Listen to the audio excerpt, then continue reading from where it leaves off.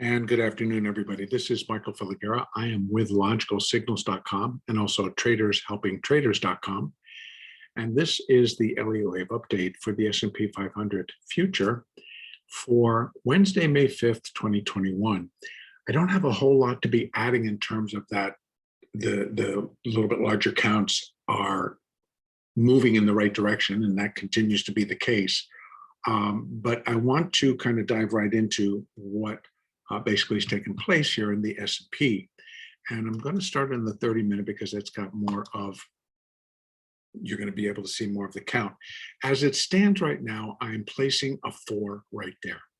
And I am looking for a minor fifth wave to complete an intermediate third wave. And that would be a move to new highs. That's my preferred count. And if that remains and I leave that 4 there, then indeed this could be wave 1, and we're now completing or getting close to completing wave 2 of that 5-wave structure up. And that's how I'm going to be counting it right now. And so I went down to the 15-minute chart so that I could see even more detail inside of what this is, how it's unfolding, and what I'm going to attach to, because I don't think it's an independent new 5 waves down. I think it's a part of this corrective phase, this wave 2. This is wave A, that is wave B, and now we're putting in the C. And to complete that C, we just need to drop below 41.53. And it doesn't have to be a great deal. In fact, it could equal it, and that would be just fine, or drop down to 41.51. That would also work pretty cleanly. And in fact, I can put some quick Fibonacci's on here. Come on, take it. Sometimes I tell you, you won't notice this, that my computer gets real fussy when I try to. There we go. Okay, so you can see that 1, 2, 3, 6, 1, 1.382. That's all right down here, 47.43. I really would expect that that's going to contain it, but stranger things have happened, and we have additional support down below. In fact, a zone, again, we have a little bit of a zone right there between 1.618 that would be 100% there, and that's not true, but we're going to accept it. But then again, the zone is right in here for what we're looking at, and I would think that that has to hold, unless it's something totally different. But if that does hold, then we're going to be forced to continue to call it wave 2.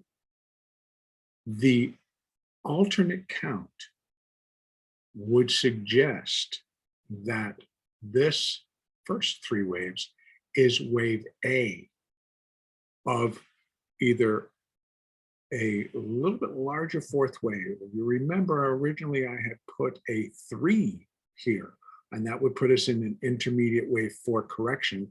And I had thought that initially, because it was still sitting way up here above 4100, actually above 4160, and I thought, if this is an intermediate degree, it's really got to be dropping much faster. Well, now we've done wave A, and that's reached a decent level. And so maybe this is wave B. So instead of that, this ended that minor 4, no, and maybe it's just wave A of intermediate 4. And then this is now turning into a B wave, which is A. This will come off in B, which would definitely fit to drop down into these areas, and then put in a 5-wave structure up.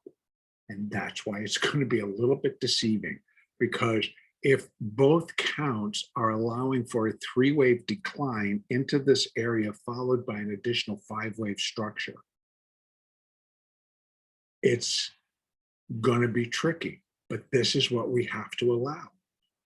And the difference being that if this is a B wave, I truly would not expect it to go to new highs above 42.11. I would then be looking for it to basically hold into this area, maybe get close. It could get close because it's going to be probably a flat overall fourth wave correction, a larger fourth wave correction, that this is indeed what's unfolding. Again, if it's the other one and this is two, that 5-wave structure should take out those highs. So this is how we've got to run what's coming up.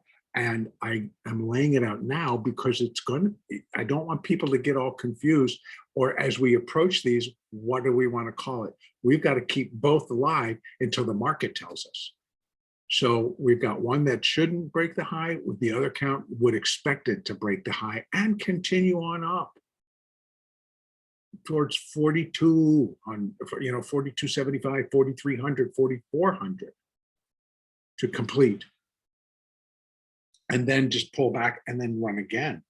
Whereas this one, if it holds below, then I would anticipate that it's going to drop in a C wave and bring us again back down to these lows, but from somewhere up here. So we got two running, both we see what's happening.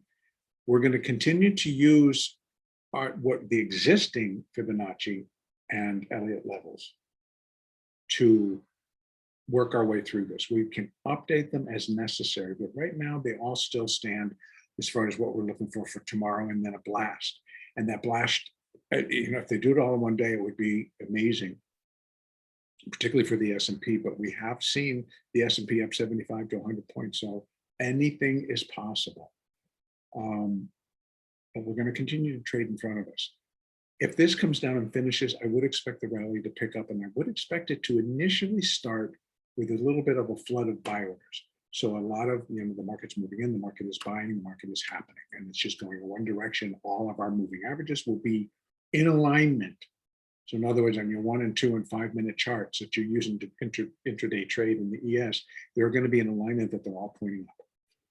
Now, when that happens, you just get on board and ride. And then you're going to be able to play and know that pullbacks should continue to just provide opportunities to enter the market and then ride it to the next level. So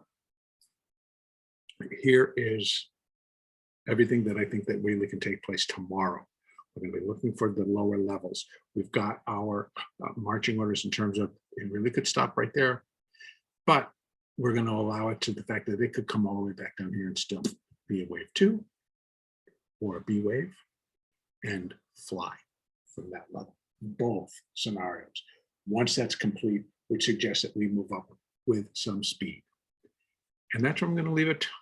And the next update will be Thursday, May 6th.